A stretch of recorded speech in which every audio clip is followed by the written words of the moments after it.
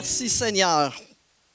Alors, ce matin, je vous dis que... OK, Marc-André, là. Marc-André Champagne, t'es où? OK.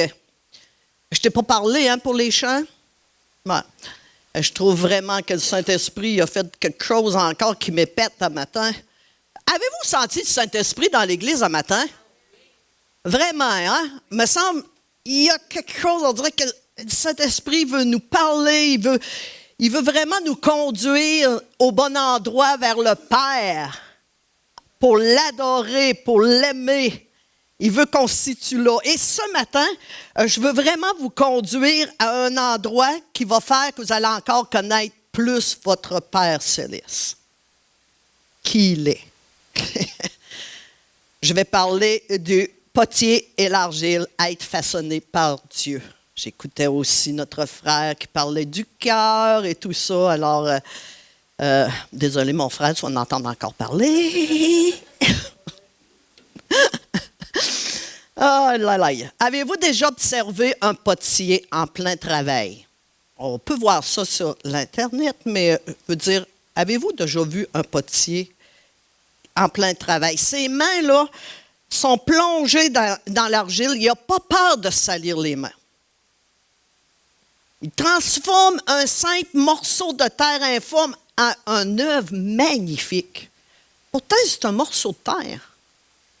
Mettez-moi un morceau de terre dans les mains, vous risquez de voir encore un morceau de terre. Moi, je ne l'ai pas, ça. Mais un potier, comprenez-vous que c'est quelque chose à voir travailler. Chaque geste qu'il fait, c'est précis. Chaque mouvement, c'est rempli de soin. Aujourd'hui, je vous invite à entrer avec Jérémie dans l'atelier du potier. Ensemble, nous allons découvrir comment cette image est puissante. Ça révèle notre propre histoire entre les mains de Dieu. Notre histoire est imprégnée là. Et on va le voir. Alors, on a un Dieu qui façonne, qui transforme, il redonne espoir, même lorsqu'on résiste. Et vous avez la radio jusqu'à 100 voiles.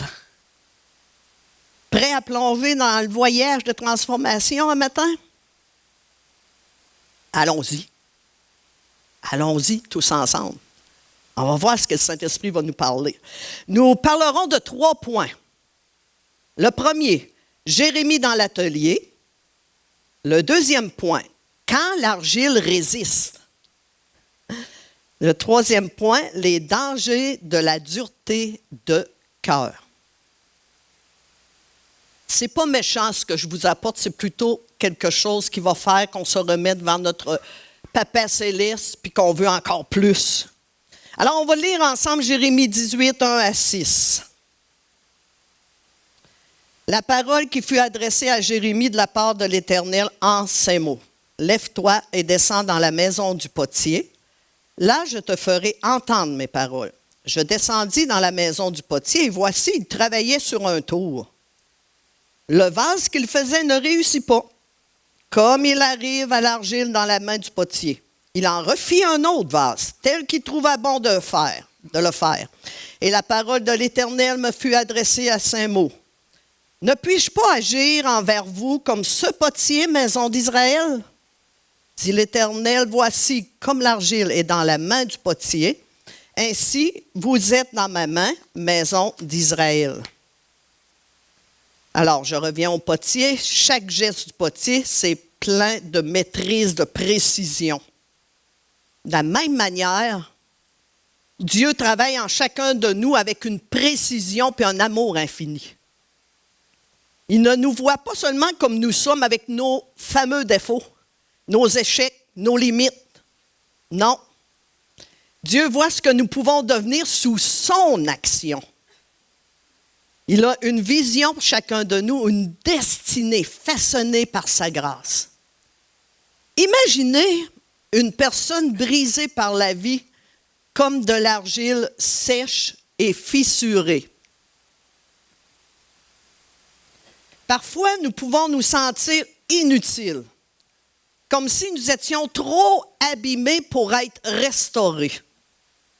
Mais Dieu, le potier, voit encore notre potentiel. Il prend ce qui est cassé et il en fait il le restaure avec une attention extraordinaire.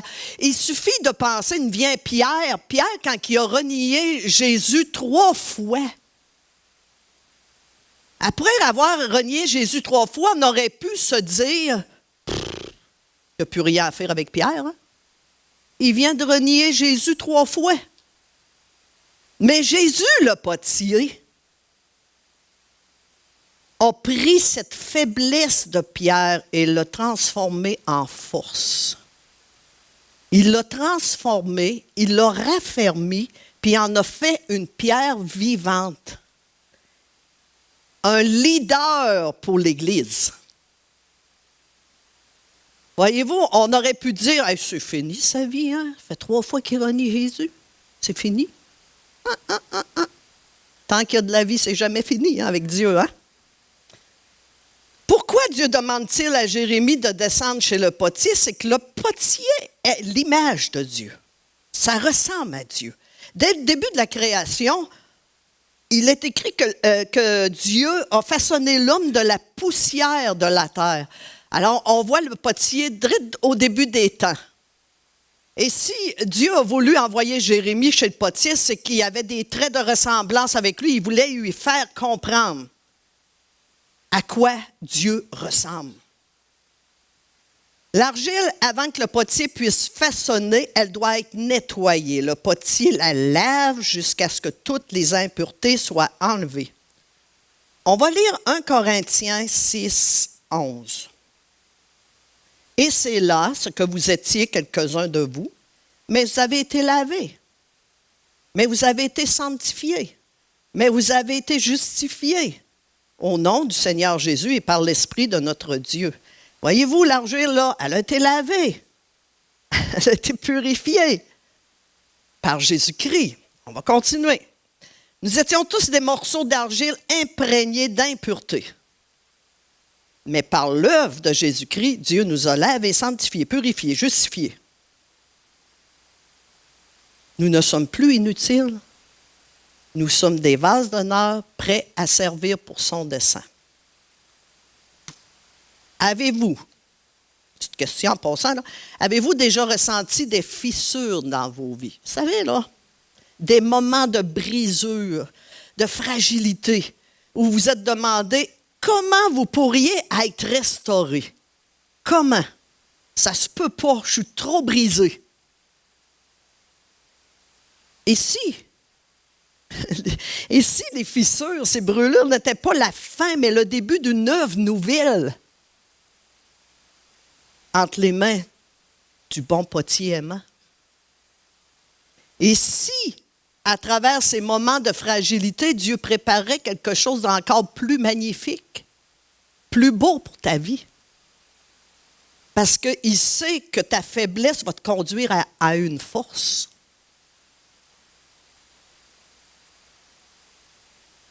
Lorsqu'on se tourne vers Dieu, nous devenons comme de l'argile douce, malléable. Avez-vous remarqué ça? On se tourne vers Dieu, mais il me semble, OK, le Seigneur est en train de faire quelque chose. Prêt à être transformé selon sa volonté. On veut. Être maniable, c'est être à l'obéissance et être ouvert à l'Esprit Saint. Là. Ça veut dire que nous devons nous laisser enseigner, corriger, façonner par Dieu, même quand c'est inconfortable. Regardez, imaginez un athlète qui s'entraîne. Vous voyez là? Il connaît des moments de tension, de fatigue extrême, mais ces épreuves sont nécessaires pour qu'il devienne plus fort, plus résistant.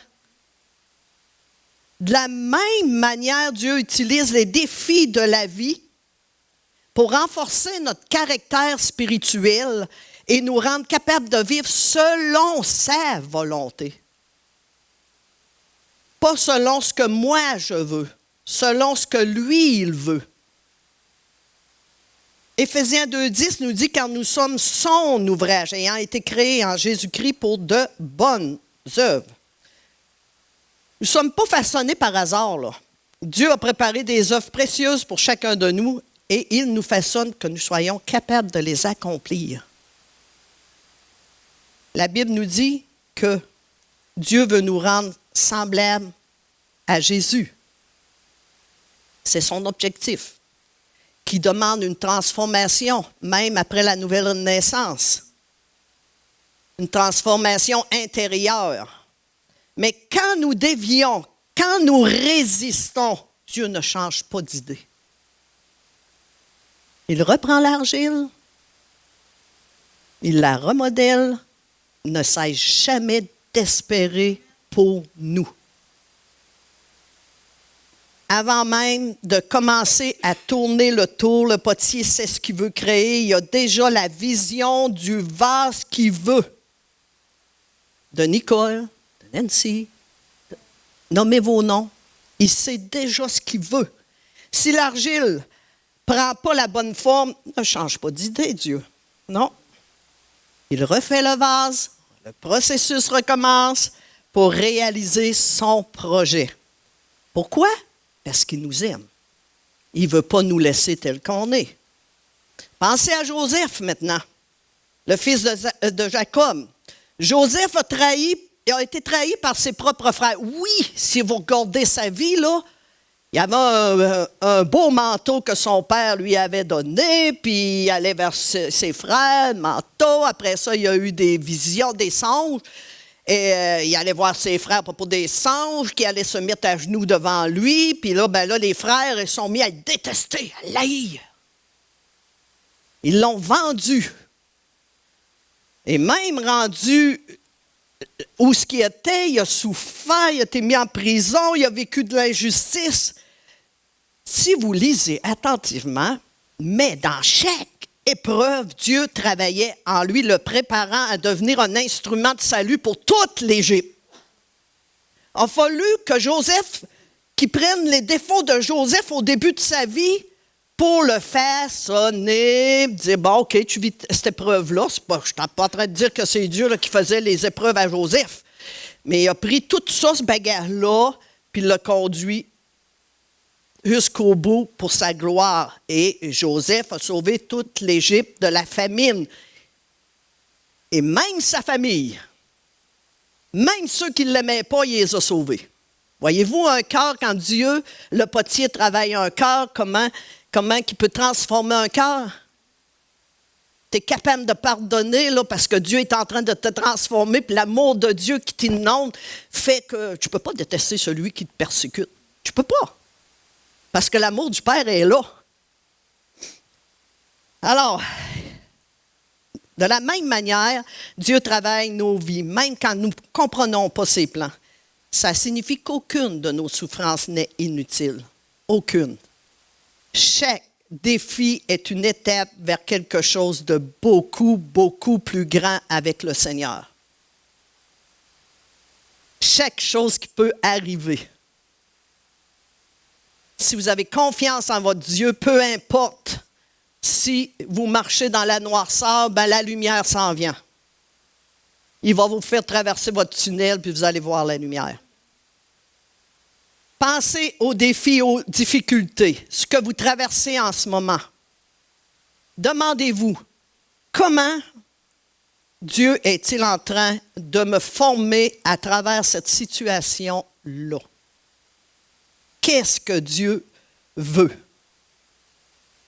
On continue. Le tour symbolise les expériences et les épreuves de la vie. C'est des moments où nous sentons la pression et les mouvements incessants des événements qui nous secouent. On tourne en rond. Vous êtes sur le tour, hein? Comme l'argile, nous sommes pressés, tirés, façonnés. Pourtant, sous la main experte de Dieu, nous prenons la forme qu'il a prévue. Une forme pleine de sens et de beauté. Pensez à Joseph et à Pierre. Rien n'échappe à l'Esprit de Dieu. Rien. Il voit nos peurs, nos doutes, nos fautes les plus cachées. Il voit tout. Mais s'il nous les révèle, ce n'est pas pour nous accabler ou nous condamner.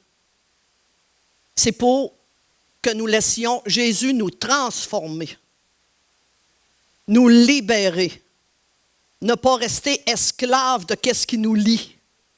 Il veut nous rendre libres. Alors, on va voir le point 2. Quand l'argile résiste à être façonnée. Nous ne sommes pas toujours faciles à façonner. Nous pouvons résister, à être durs, fermés au changement que Dieu veut faire dans nos vies, veut opérer dans nos vies. L'argile peut devenir rigide. Le potier doit parfois le réhumidifier, comme vous voyez là, pour la rendre de nouveau malléable entre ses mains. Nous naissons tous avec des penchants mauvais, tous. Mais bien que nous ayons tous des faiblesses, Dieu ne se décourage pas. Il prend notre vie imparfaite et commence le travail de transformation lentement, mais sûrement. Et si vous sentez parfois que votre cœur est bousculé ou que vous avez du mal à trouver la paix, c'est peut-être Dieu qui vous invite à lui faire plus de place, à lui donner votre vie, lui donner le contrôle de votre vie. Arrêtez de prendre le contrôle qui revient à Dieu seul. J'ai moi-même connu des moments de grande résistance dans mon passé, hein, on est tous formés, où je voulais garder le contrôle de ma vie. J'aimais ça, moi. Fait que je voulais garder le contrôle de ma vie. Mais Dieu, avec une tendresse incroyable, c'est ce qui me touchait le plus, c'est l'amour du Père quand elle venait me couvrir, là, moi, là, je fondais. C'était le Saint-Esprit qui faisait ça, En tout cas, une tendresse incroyable. Il a continué à travailler mon cœur jusqu'à ce que je sois prête à changer. Il n'a pas fui, il ne m'a pas fui. Il a resté tout prêt en attendant que je dise oui, fais-le.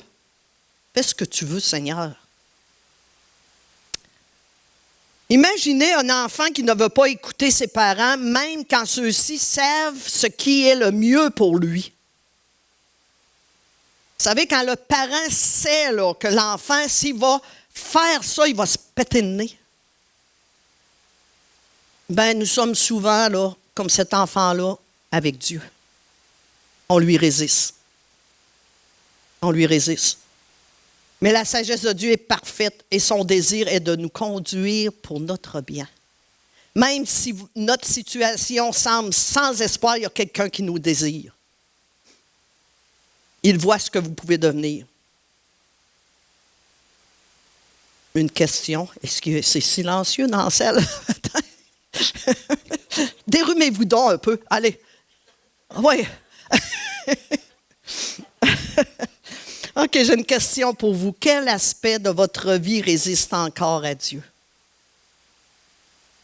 Je répète. Quel aspect de votre vie résiste encore à Dieu? Qu'est-ce qui vous empêche de vous abandonner complètement au Seigneur? Même si nous résistons parfois, Dieu ne nous abandonne pas. Sa main est ferme mais douce et son amour est constant, sans arrêt. Maintenant, savez-vous que l'argile ne devient pas un chef-d'œuvre tout d'un coup? Ça prend le lavage. Hein? Ça représente la purification. Oui, on l'a acquis à la croix. Quand on accepte le Seigneur, l'œuvre de la croix et tout, mais il y a un processus qui se continue après. Puis des fois, il y en a qui oublient ça. Hein? Il y a un processus aussi après. Quand nous nous approchons de Dieu, il utilise sa parole pour exposer les choses cachées dans nos cœurs. C'est souvent inconfortable. Elle voudrait passer à pair. C'est inconfortable. Mais c'est nécessaire pour que nous soyons purifiés et prêts pour son œuvre. C'est nécessaire, frères et sœurs. Après vient le façonnage, la formation spirituelle. Une fois que l'argile est propre, le potier commence à lui donner une forme qu'il désire. Eh bien, de même, Dieu façonne nos vies, nous aidant à devenir ce qu'il veut que nous soyons. Les leçons de la vie, les expériences, les enseignements par lesquels Dieu nous forme et nous façonne, c'est un processus de transformation intérieure et spirituelle. Hey, on a une empreinte divine dans chacune de nos vies, puis on est tous différents. Dieu nous forme tous des verres différents. Ça serait plate, hein, avoir sur une tablette toutes des vases, toutes pareils. Ben, on est tous différents. Aucun de nous ne se ressemble. Se laisser façonner, c'est une décision de foi. Ça signifie dire à Dieu, Seigneur, je te fais confiance. Fais de moi ce que tu veux. J'ai confiance en toi. Ça peut être effrayant des fois, mais c'est aussi libérateur. Quand on passe le chemin, quand on passe l'autre côté, c'est libérateur. Puis là, il y a quelque chose qui vient nous remplir, qui vient nous inonder. On est content d'avoir passé au travers, d'avoir eu confiance en notre Dieu. Après vient le séchage. Oh là là! Ça demande de la patience. Les moments d'attente sont jamais faciles. OK? Mais c'est dans cette saison-là que Dieu fortifie notre foi, nous enseigne et prépare notre cœur pour ce qui va suivre. Des fois, on dit, on est en attente, puis on dit, voyons, Seigneur, tu ne parles plus. T'es où? Où tu es? Vous avez un moment de séchage. La patience. On est en attente, mais Dieu est encore aux côtés de vous. Là. Puis, il dit, mon enfant, regarde, je suis là. Tout ce que je veux faire, c'est faire une œuvre en toi. Pensez à Marie, la mère de Jésus. Mais Marie, quand un ange est venu lui annoncer qu'elle allait être enceinte par le Saint-Esprit, qu'elle allait porter Jésus 9 mois de temps, pas mariée. Elle n'est pas mariée, là, elle. Il fallait qu'elle reste proche de Dieu, là. Hey, elle subissait les regards des autres, là. Elle subissait les regards des autres, des jugements, là. Mais ça me voit Marie, ouais, elle était conçue par le Saint-Esprit. Non. Le monde devait la regarder, devait dire, hi. Non, il devait avoir envie même de lui tirer des pierres. Là. Elle n'était pas mariée. Elle a choisi de se soumettre avec confiance en Dieu, sans tout comprendre le pourquoi. Être en attente n'est jamais inutile. Ça prépare notre cœur pour ce que Dieu a prévu de magnifique. Quand nous acceptons, frères et sœurs, d'être façonnés, nous devenons des vases d'honneur, des instruments que Dieu utilise pour bénir les autres. Question. Entends rire quand je dis question. Êtes-vous prêt à dire oui à Dieu ce matin? À lui permettre de faire de vous une œuvre magnifique. Même si cela exige des sacrifices. Vous savez, des fois, Dieu nous demande aussi une obéissance, puis des fois, il y a quelque chose dans nos vies qui nous a collés à la peau. Et Dieu nous aime assez pour vouloir nous en débarrasser. Parce qu'il sait que ça va être une chose qui va nous éloigner de lui. Êtes-vous prêt à dire oui à Dieu ce matin? À lui permettre de faire de vous une œuvre magnifique, même si cela exige des sacrifices. Après ça, vient la cuisson. Après le séchage, l'argile doit passer par le feu pour devenir solide. Ça vous fait penser à quoi? Le feu représente les épreuves, les difficultés que nous traversons. Ces moments ne sont jamais faciles, mais ils sont nécessaires pour qu'on devienne plus fort. Soit qu'il y en a qui manquent leur coup, puis qui abandonnent complètement Dieu, puis qui disent « je ne veux plus rien savoir de toi », puis qui abandonnent complètement Dieu, ou ils disent « Seigneur, fais ce que tu veux, aie confiance. Je vais passer au travers parce que dans mon épreuve, tu es là. Je ne suis pas tout seul. » Un exemple que je pourrais vous donner. Daniel et ses amis, pas Daniel Babin, là. Excusez-moi, c'est parce qu'il fait des signes. Daniel et ses amis dans la fournaise ardente. Hein? Ils ont fait confiance en Dieu. Placez-vous à leur place, là. Moi, là, j'étais assis dans mon bureau, puis je disais, placez-vous à leur place, là. Ils viennent de vous dire, là, que, OK, tu vas passer dans la fournaise. Puis c'était pas des petites fournaises hautes de même, là. C'était énorme, les fournaises, dans le temps. Ils marchaient là-dedans, là. C'était énorme, puis ils l'avaient chauffé, la fournaise. Mais, ils ont fait confiance en Dieu. Pour eux, moi, il dit, il faut que Daniel et ses amis, ça dit, là, OK, regarde, si on a à mourir, on mourra là, là. Moi, je fais confiance en Dieu, je ne renierai pas Dieu, puis je ne ferai pas ça, là. Fait que, allons-y dans la fournaise. Mais au milieu du feu, il n'était pas seul. Il n'était pas seul. Dieu était là. Dieu ne les a pas abandonnés parce qu'il a vu que Daniel et ses amis avaient confiance en lui. Si tu es dans l'épreuve, tu as confiance en ton Dieu, Dieu est là. Il est là. Il ne t'a pas floché. Non. Quand nous passons par le feu, nous pouvons être sûrs que Dieu ne nous abandonne pas. Peut-être que vous traversez en ce moment une période difficile, une sorte de feu spirituel. Rappelez-vous que Dieu utilise ces épreuves pour vous purifier, vous affermir, vous rendre plus résistant. Chaque difficulté peut devenir une opportunité de croissance spirituelle. Si nous la vivons avec foi, notre grand Dieu. Philippiens 1,6 nous dit, celui qui a commencé en vous cette bonne œuvre, la rendra parfaite pour le jour de Jésus-Christ. Quand l'argile est sur le tour, elle est entre les mains du potier, modelée avec amour et précision et patience. Il veut réussir son vase. Ça nous rappelle que Dieu dirige tout, comme un potier qui contrôle la roue avec ses pieds. Dieu imprime ses empreintes dans chacune de nos vies. C'est tellement merveilleux ce qu'on peut aller chercher dans la Bible, hein? Pour connaître de plus en plus notre Père.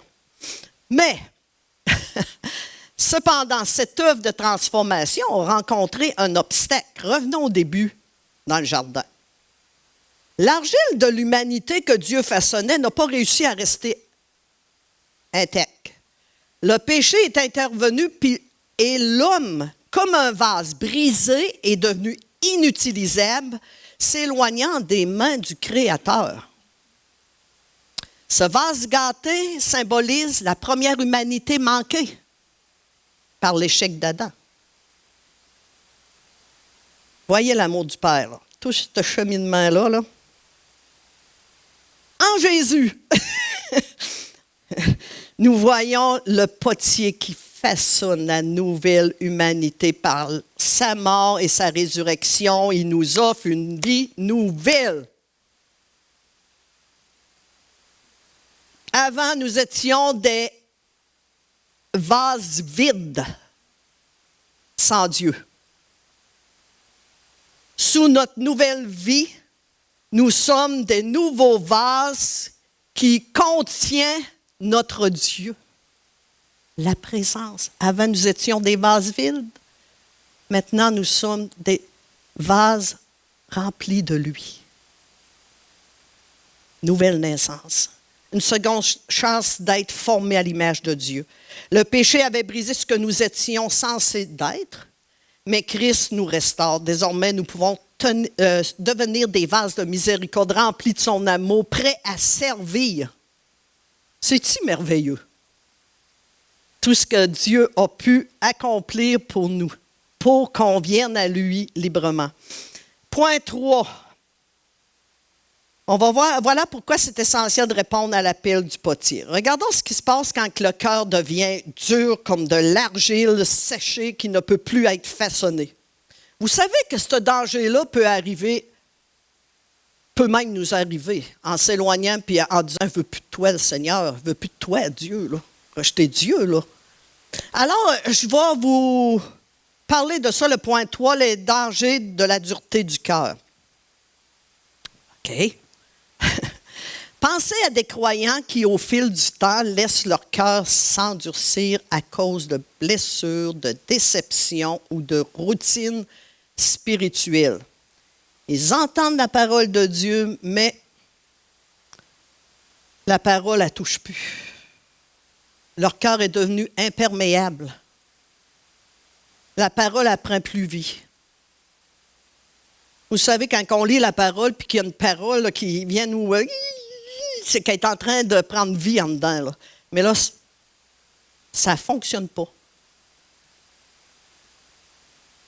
Dans ce temps-là, il faut se demander comment ça arrive, ça. Quels sont les signes que notre cœur s'est endurci? Un cœur dur peut se reconnaître par l'insensibilité spirituelle, la perte de passion pour Dieu. J'ai plus le goût. Ou encore par l'incapacité à se repentir. Ne demande plus pardon à Dieu. Non. Question. Avez-vous remarqué des signes de dureté spirituelle dans votre propre vie?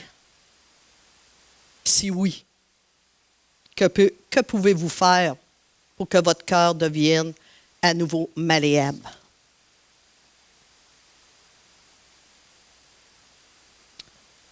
Vous savez, j'entends beaucoup des fois des gens me dire « Ouais, regarde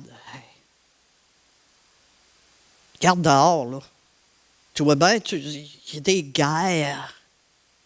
Il y a toutes sortes de choses qui arrivent. Il y a toutes sortes de choses qui arrivent sur Terre. Ah, la fin est proche. Hein?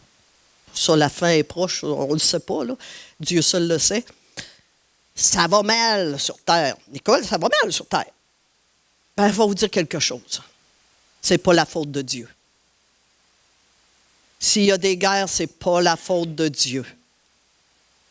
Mais des cœurs mauvais qui rejettent Dieu. Quand le vase est rempli de Dieu, tu ne veux pas faire ces choses-là. Tu ne veux pas faire le mal. Lisons ensemble Jacques 1,13, parce que des fois, des gens, là, ça ne va pas pantoute, ça va mal, puis on dirait que tout va mal, puis là, ils associent ça, ben c'est Dieu. C'est Dieu. Lisons Jacques 1,13. Que personne, lorsqu'il est tenté, ne dise « C'est Dieu qui me tente ». Car Dieu ne peut pas être tenté par le mal.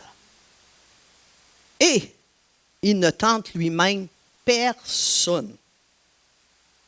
Ça signifie que les tentations proviennent de nos propres désirs mauvais, notre propre cœur dur.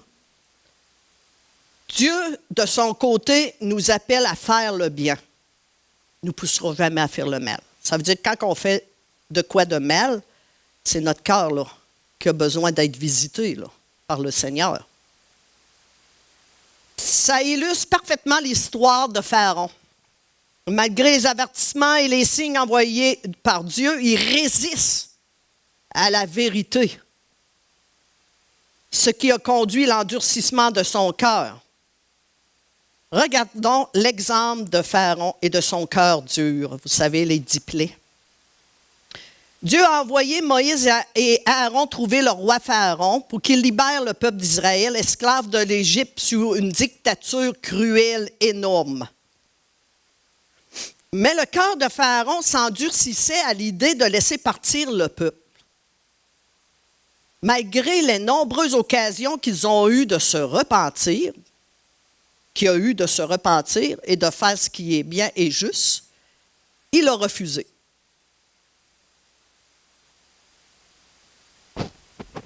Pour vous mêler un petit peu, on va emmener Exode 11.10, tiens.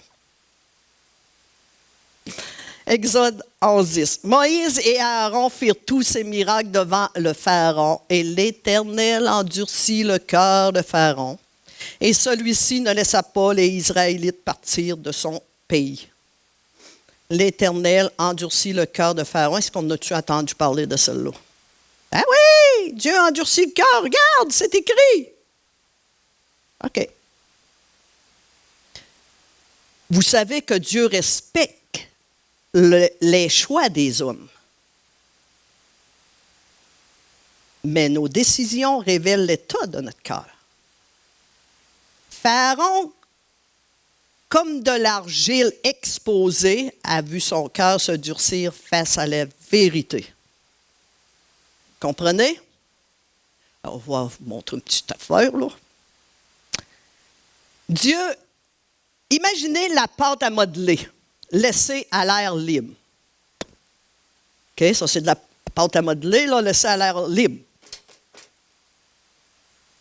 Première journée, j'étais capable quand même jouer avec, là. C'est encore maniable. Deuxième journée, ça commence à durcir. Puis là, il en manque encore un peu, là. Pas dur, mais assez dur quand même. Mais pas dur. Elle durcit lentement. OK? Vous êtes d'accord avec ça? Il est magané, mon corps va le virer, il est plus magané, ce bord-là. Il y a plus de fissures. Dieu respecte les choix des hommes, mais nos décisions révèlent l'état de notre cœur. Les décisions de Pharaon montraient son cœur. Comme l'argile exposée a vu son cœur se durcir face à la vérité. Dieu lui demandait quoi à Pharaon? Qu'est-ce que Dieu a fait pour endurcir le cœur de Pharaon? C'est quoi? Qu'est-ce que Dieu a fait avec Moïse et Aaron? Les a envoyés voir Pharaon avec les 10 plaies en disant « Laisse partir mon peuple ». Une période passait. Il y avait le temps de réfléchir. Pharaon, viens la deuxième. Ah, il repart encore. Laisse partir le peuple. Chaque fois, c'était la parole que Dieu avait donnée à Moïse et à Aaron de dire à chaque fois. Mais il y avait toujours une période entre où que le cœur est un petit peu maniable. Mais entre-temps, ça durcissait. À un moment donné, si vous lisez la parole, Aaron se voit comme un dieu. Pharaon, oui. Pharaon. Merci de me l'avoir dit. Dieu, pour endurcir le cœur de Pharaon, il lui a simplement proposé, tout comme Moïse et Aaron, laisse partir le peuple. Comprenez-vous, là? Le Seigneur, il savait, là, en disant, l'Éternel endurcit le cœur de Pharaon, et celui-ci ne laisse pas les Israélites partir de son pays, parce que l'Éternel s'en allait devant lui. Laisse partir mon peuple. Non, il est venu dur. Il n'a pas voulu.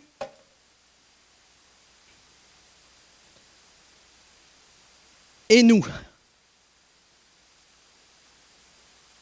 Comment réagissons-nous quand Dieu nous confronte à sa vérité?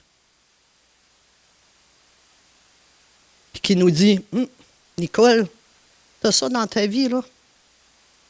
Peut-être que tu serais prête, là, à devenir encore plus libre en moi, de te débarrasser de ça. Il ne nous montre pas tout d'un coup, hein? C'est une chose à la fois. Alors, comment réagissons-nous quand Dieu nous confronte à sa vérité? Laissons-nous notre cœur s'attendrir et être façonné? Ou risquons-nous de s'endurcir comme Pharaon? Non, oui, il ne veut pas. OK. Dieu, il est prêt là, à me travailler. Mais tant que va résister, le cœur devient de plus en plus dur. Parce que je résiste toujours, là. Puis plus que je deviens dur, plus que je repousse Dieu. Moins que je veux de Dieu dans ma vie. Dieu nous donne la liberté de choisir. Ne nous force pas à l'aimer. ou à lui obéir. Il ne nous forcera jamais à le faire. Il nous a créés libres. Il désire une relation authentique avec nous. Il ne veut pas nous forcer, il veut que ça soit nous qui disons oui. Un exemple que je pourrais vous donner, accepterais-tu de vivre avec quelqu'un qui ne t'aime pas du tout? Accepterais-tu ça, toi? Ben, de la même manière, là, Dieu n'impose pas sa présence à ceux qui ne l'aiment pas. Dieu est souverain, mais il n'est pas dictateur. Il n'est pas comme Pharaon, qui tenait le peuple comme ça. Le vase manqué illustre le libre choix de chacun de choisir. Et ça, c'est ici bas que ça se fait. On doit choisir le libre arbitre qu'on dit. Nous sommes responsables de nos décisions. Jésus sur la croix, là, nous montre la patience puis l'amour du Père. On voit ça dans Luc 23, 34. Vous savez, Jésus, là, il aurait pu appeler une armée, là, puis le... Hein? Mais là, il y avait tout ce monde-là, alentour de lui, au pied de la croix, là. Tous ceux qui l'ont persécuté, qui ont ri de lui, craché, etc. Là, je ne ferai pas toute l'œuvre de la croix. Regardez ce grand amour-là du Père. Luc 23, 34 nous dit, « Père », tous ceux qui étaient alentour, qui lui avaient fait du mal, là, « pardonne-leur, car ils ne savent pas ce qu'ils font. » Si t'as quelqu'un qui vient dire, « Moi, l'amour du Père, là, quel grand amour! Quel grand amour! » Dieu veut que tous soient sauvés. Vois-tu, tous les versets sont là. Marie-Claude, il a fait mettre tous les versets un après l'autre, là. Dieu veut que tous soient sauvés et parviennent à la connaissance de la vérité. Lui, là, Dieu, il voudrait que tous rentrent dans son royaume. Mais ce n'est pas tous qui acceptent Dieu. On n'enverrait pas de guerre si tout le monde aurait accepté Dieu. C'est ça, c'est le cœur mauvais.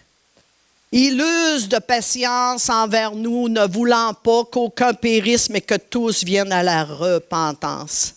Le Seigneur ne met dehors aucun de ceux qui viennent à lui. Aucun. Le pire criminel qu'il peut avoir sur terre, s'il accepte le Seigneur, qu'il va vers le Seigneur, il est pardonné. Puis après, il y a le processus de transformation. Alors, pourquoi certains répondent-ils à cet amour, puis d'autres non? Bien, la réponse se trouve dans notre réponse à la grâce de Dieu. Si nous accueillons cette grâce, nous devenons des vases utiles, mais ceux qui la repoussent s'endurcissent davantage. Et si quelqu'un rejette continuellement l'amour de Dieu jusqu'à la fin de sa vie, et qui meurt, n'aura plus d'occasion d'être transformé. Comme de l'argile, qui n'est plus sur le tour du potier, ne peut plus être remodelé. Vous savez, Dieu a mis sa main dans l'argile de nos vies, sachant que nous ne serons jamais parfaits. Il s'est incliné vers nous, puis nous a secourus. Maintenant, il faut répondre. Il faut accepter d'être façonné par ses mains. Lui, il veut le meilleur pour nous. Alors, nous avons parcouru ensemble cette image du potier et de l'argile, un symbole de notre relation avec Dieu. Il est le maître artisan. Puis quel maître!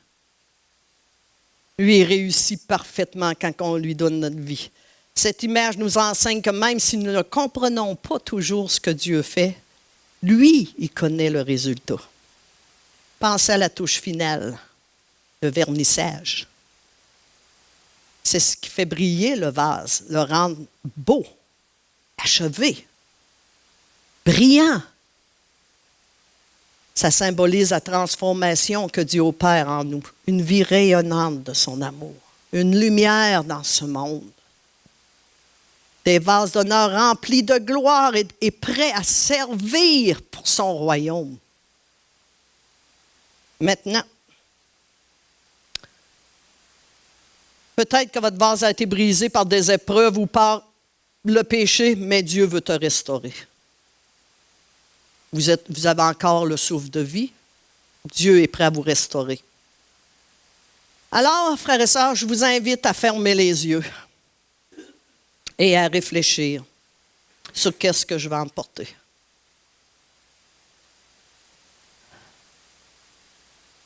Suis-je malléable entre les mains de Dieu?